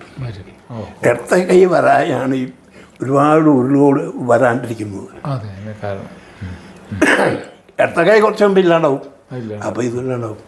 ഇടത്തെ കൈ ശരിക്കും വന്നാൽ ഈ സാധനം വന്നുകൊണ്ടിരിക്കും. അത് പഠിപ്പിക്കുന്ന ആൾക്കാർ നിർബന്ധമായിട്ട് നോക്കേണ്ടതാണ്. ആ കാര്യത്തിൽ കൃഷ്ണൻകുട്ടിയേട്ടന് സമ്മതിക്കാൻ കഴിയുക. നിർബന്ധമാണ് ഇടത്തെ കൈ അമർത്തി സാധകം ചെയ്യണം എന്നുള്ളത്. അത് ഈ കൃഷ്ണപിള്ളാശാന് ഈ കളരിയിൽ പഠിപ്പിക്കുന്നതിൻ്റെ ഒരു സമ്പ്രദായം ആരെങ്കിലും രണ്ടും വേറെയാണ്.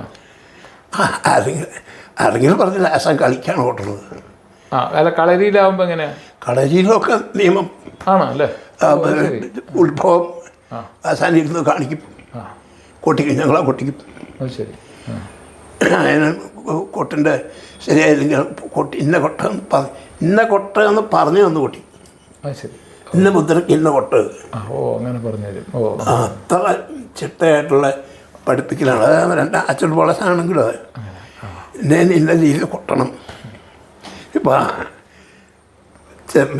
ചെമ്പയിലെ വട്ടപ്പച്ച കലാശം എനിക്ക് എന്തായാലും ആ ഇടം വരില്ല, നഗെടുപ്പ്. എന്നിട്ട് നട്ട് കയറണം, നട്ടും നട്ട് അങ്ങനെ. അല്ല, അപ്പോൾ കുട്ടമലാശാനാണെങ്കിൽ ഇത് പഠിപ്പിക്കണ സമയത്തും അത് കളിക്ക് കൊട്ടുമ്പോഴും ആ തമ്മിലുള്ളൊരു അന്തരം കുറവാണ്. പുള്ളിക്ക് ആ നിയമത്തിൽ നിന്ന് വിട്ട് ശരി. ഇപ്പം താളത്തിലല്ലാണ്ട് ഒരു മുദ്ര വിട്ടാൽ ബുദ്ധിമുട്ടാവും, കൊട്ടില്ല. വലിയ പണിയാ. അതിന് കൊട്ടില്ല, അല്ല കൊട്ടു വീഴില്ല, കൊട്ടില്ല എന്നല്ല, ആ നിയമത്തിൽ അങ്ങനെ തോന്നിയുണ്ടോ? ശരി. അതൊരു നല്ലതുമാണ്. നമ്മൾ മറ്റേത് കണ്ടു നോക്കുമ്പോഴാണ് ഇങ്ങനെ ആവാം എന്നൊരു തോന്നൽ. ഇപ്പം മലയാളസാനായാലും പുതുവാളാസാനായാലും പിന്നെ കേൾക്കുന്നവരുടെ കേശവേട്ടനായാലും അവർക്കൊക്കെ കളിക്ക് കൊട്ടും.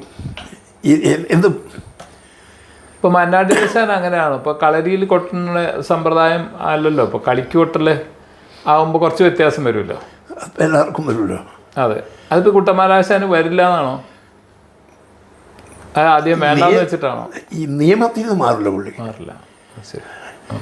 ഇടയ്ക്ക് ഇങ്ങനെ കോര് വെച്ച് ഇതൊന്നും ആശാൻ ചെയ്യില്ല. അതെ, അതാണ് ചോദിച്ചത്. അങ്ങനെയുള്ളതൊന്നും ഈ പൊടിക്കൈകൾ ഇവർ വേഷക്കാർ കാണിക്കണമെന്നൊന്നും അദ്ദേഹം കൂടാൻ പറ്റില്ല. ഇതിൻ്റെ നിയമത്തിൻ്റെ അതിൻ്റെ ഒരു നിശ്ചിത സൗന്ദര്യത്തിൽ നിന്ന് അപ്പുറത്തേക്ക് പോകാൻ ഉള്ള സംഭവം ഓരോ എണ്ണങ്ങളും കറക്റ്റ് സ്ഥാനമോ കൊതിയാവും കേട്ട് നിൽക്കാൻ. ആ തായമ്പ ആസ്തി കൊണ്ടാണോ?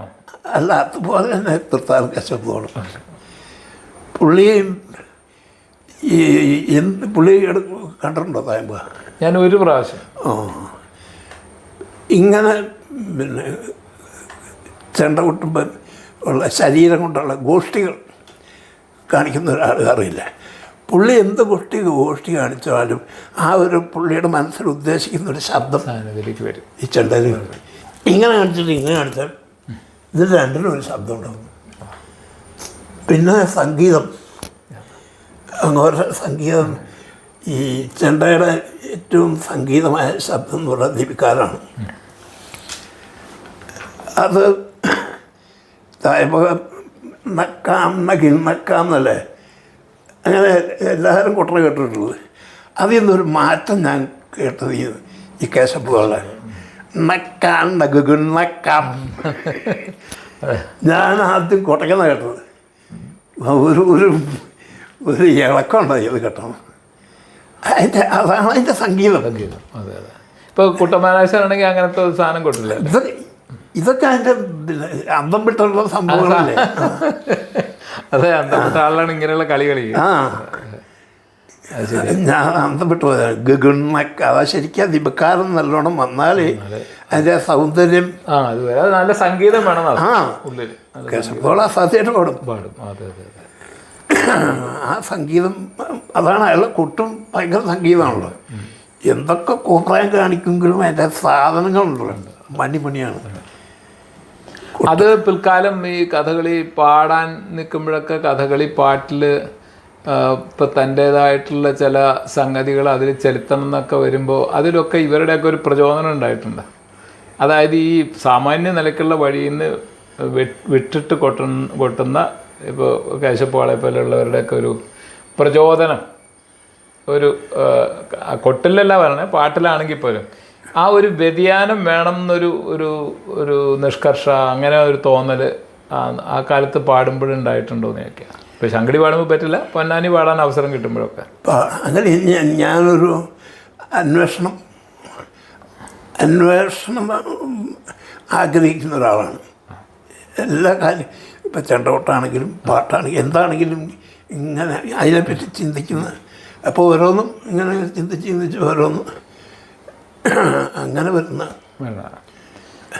അങ്ങനെയാണ് ഈ രാഗങ്ങളൊക്കെ, ഇപ്പോൾ ഹിന്ദുസ്ഥാനി രാഗങ്ങളൊക്കെ ഇതിലേക്ക് കഥകളിപ്പാട്ടിലേക്ക് പരീക്ഷിച്ച് നോക്കാനൊക്കെ ഉള്ളൊരു ഈ അന്വേഷണം അതിൻ്റെ ഓരോന്ന് കേട്ട്. ഇപ്പം പറഞ്ഞു പന്തൂരാളി പാടുമ്പോൾ ഋഷഭം ഒന്ന് നീട്ടിപ്പിടുത്താൽ ഒരു ഹിന്ദുസ്ഥാനി സ്റ്റൈലായി ചെറിയൊരു ചായ വരും. അതെ, അങ്ങനത്തെ ചെറിയ ചെറിയ സംഭവങ്ങൾ അത്രേ അതിൽ പറ്റില്ല. അതെ, കഥകളിയിൽ അത് കൂടുതൽ ചെയ്യാൻ പറ്റില്ല. കഥകളിയുടെ നിയമത്തിന് വിട്ട ഒരു സംഭവങ്ങളൊന്നും ഞാൻ ചെയ്യാറില്ലെന്നാണ് എൻ്റെ ഒരു. അത് ഈ താളം പിടിച്ച് പാടുക എന്നുള്ളതല്ലേ. ഇപ്പം താളം പിടിച്ച് പാടുമ്പോൾ തന്നെയുള്ള ഒരു സംഗതി നമ്മളൊരു പ്രത്യേക ഘടനയിൽ നിൽക്കേണ്ടതായിട്ട് വരും.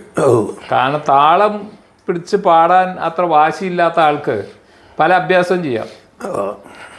അപ്പോൾ അത് പക്ഷെ താളത്തിൽ വരണം എന്നൊരു നിഷ്കർഷം അത്രയും താളബോധം ഉണ്ടാവണം. അതെ, ഉള്ളവർക്ക് അത് വിഷയമല്ല. അതെ. അപ്പോൾ ഇത് ഈ ചെണ്ട പഠിച്ചത് കൊണ്ട് ഇപ്പോൾ കഥകളിക്ക് പാടുമ്പോൾ കഥകളിയുടെ ഒരു വ്യാകരണത്തിൽ ഇത് നിൽക്കണം എന്നുള്ളൊരു നിർബന്ധ ബുദ്ധി ഈ ചെണ്ട അഭ്യാസം കൊണ്ട് കിട്ടിയിട്ടുണ്ടോ? ഉണ്ടാവണമല്ലോ. അതാണ് ചോദിച്ചത്. കാരണം ഇത് എന്താണ് സംഭവം എന്നുള്ളത് മൊത്തമായിട്ട് നമ്മുടെ ശരീരത്തിലുണ്ടല്ലോ. രാഗം മാറ്റുവാണെങ്കിലും സംഗീതത്തിൽ സ്വതവേ രാഗത്തിന് യാതൊരു പ്രസക്തി ഇല്ല എന്നാണ് എൻ്റെ ഒരു. എന്ന് പറഞ്ഞാൽ രാഗമല്ല ഈ ഭാവം ഉണ്ടാക്കുന്നത്. ഭാവം ഉണ്ടാക്കുന്നത് പ്രയോക്താവാണ്. അതെ, പാടുന്ന ആളുടെ മനസ്സിൽ ഭാവം ഉണ്ടെങ്കിൽ ഏത് രാഗമായാലും അതിൽ ഭാവം വരുത്താൻ പറ്റും. നില്ലടാ എന്നുള്ളത് നില്ലടാ നീ ഉണ്ടെങ്കിൽ പാടിയ വല്ല എംബ്രാന്തിരേറ്ററൊക്കെ നില്ലടാ എന്ന് പാടുന്നത് നമ്മൾ അടുത്തു നിന്ന് കണ്ടാൽ പേടിയാവും. കൊണ്ടൊക്കെ പേടിയാവും. പുള്ളിയുടെ മുഖത്തേക്ക് നോക്കിയാൽ ആ ഭാവം മുഴുവൻ പുള്ളിയുടെ മനസ്സിൽ ചെറുപ്പകാലത്തൊക്കെ ഒരുപാട് പേടിയാവും ശരിക്കും. പുള്ളി എന്താ മൂഢാദി എന്നൊക്കെ പാടുമ്പോഴേ പുള്ളിയുടെ മുഖത്ത് നോക്കിയാൽ നമുക്ക് മാറി നിൽക്കാൻ തോന്നും. അത് പാട്ടുകാരൻ്റെ മനസ്സിലാണ് ഉണ്ടാവേണ്ടത്. ഏത് ഭൂപാളത്തിലാണെങ്കിലും പൂർണ്ണവിളി പാടാം. അതും സംഗീതം മനസ്സിലുള്ള സാധനമാണ് ഉണ്ടാക്കേണ്ടത്. അപ്പോൾ കഥകളിക്ക് രാഗത്തിലൊരു പ്രസക്തിയില്ല, ഏത് രാഗം പാടാം. അത് പാടുന്നത് ഇതിൻ്റെ ഇന്നതാണ് സംഭവം എന്നുള്ള ആ ചട്ടക്കൂടിൽ നിന്ന് മാറാതെ, അതിൻ്റെ ആ ഭാവത്തു നിന്ന് മാറാതെ ഏത് രാഗം പാടിയാലും ഒരു വിഷയമില്ല. ഹിന്ദുസ്ഥാനിയായാലും. അപ്പോൾ അത് കലിയുടെ പദം അതിൻ്റെ രാഗം മാറ്റുമ്പോൾ ചന്ദ്രജ്യോതിയിൽ പാടിയല്ലോ, പുഷ്കര നീ പാടിയത്. ചന്ദ്രജ്യോതി എന്ന് പറഞ്ഞ രാഗം സ്വതേ കഥകളിയുടെ ഒരു സംസ്കാരത്തിലേക്ക് പറ്റണമല്ല, അങ്ങനെ പറയുന്ന ഒരു സാധനമല്ല. പക്ഷെ അന്ന് അത് പാടി, പക്ഷെ അത് മറ്റു തരത്തിൽ അത് വളരെ ഭദ്രമായിരുന്നുകൊണ്ട് നമുക്ക് അതിൻ്റെ ഒരു പ്രത്യേക അനുഭവം ഉണ്ടാവും. നമ്മളതിൻ്റെ ഗാന്ധാരനുഷ പോയി കാര്യമായിട്ട് എടുക്കണുള്ളൂ. അതിനാണ് കുറച്ച് ഒരു ഹിന്ദു സാന്നിധ്യം വരുന്നത്. അതെ അതെ, നമ്മളത് ഇടയ്ക്കൊന്ന് തൊട്ട് അതെ. നേരെ വെച്ച് ഇപ്പോൾ സിന്ധു ഭൈരവി ആണെങ്കിൽ സിന്ധു ഭൈരവി നമ്മൾ ഒരു നിലയ്ക്ക് ഹിന്ദുസ്ഥാനി രാഗമാണ്, അവർ ഭൈരവി എന്നുള്ളത്. പക്ഷെ അങ്ങനെ ആണെങ്കിൽ പോലും ഇവിടെ സിന്ധു ഭൈരവി വെങ്കടേശ്വര ഭാഗവതർ മുതൽ ഇവിടെ ഒരു നിയമമായിട്ടുണ്ട്. അപ്പം അതിൽ നമ്മൾ എന്ത് ചെയ്താലും അതിൻ്റെ ഒരു കഥകളിത്വം പോവില്ല. കാരണം അത് കേട്ടൊരു സംസ്കാരം ഉണ്ടല്ലോ. നേരെ വെച്ച് ഇപ്പോൾ ചന്ദ്രജ്യോതി പോലുള്ള രാഗം അത് വരുമ്പോൾ വേറൊരു അന്തരീക്ഷമാണ് അത് കൊണ്ടുവരിക. അപ്പം അങ്ങനെ കൊണ്ടുവന്നിട്ടുള്ള രാഗങ്ങൾ വേറെ ഏതൊക്കെയാ? അങ്ങനെ പറഞ്ഞ ചന്ദ്രഘോഷ് പാടാറുണ്ട്? ഇല്ല. ദുർഗ പാടാറുണ്ട്. ദുർഗയായിട്ട് പാടണം. ആ, അത് പക്ഷെ ചെറിയ ചെറിയ പദങ്ങളല്ലേ അത്ര പറ്റുള്ളൂ, അല്ലാണ്ട് വലിയ സംഭവങ്ങളൊന്നും പറ്റില്ല.